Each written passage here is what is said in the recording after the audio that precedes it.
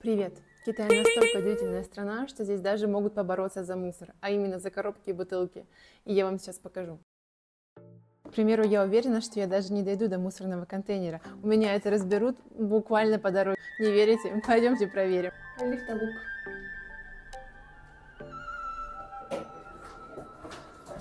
Hello.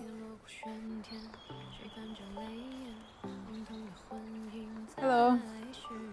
Да. 不用谢，拜拜。И не подумайте, что люди в нужде и от безвыходности им приходится собирать коробки и бутылки. Нет, абсолютно нет. Это приятный дополнительный доход для людей на пенсии. К примеру, то количество коробок, которые я передала, обойдется ему в 5 юаней.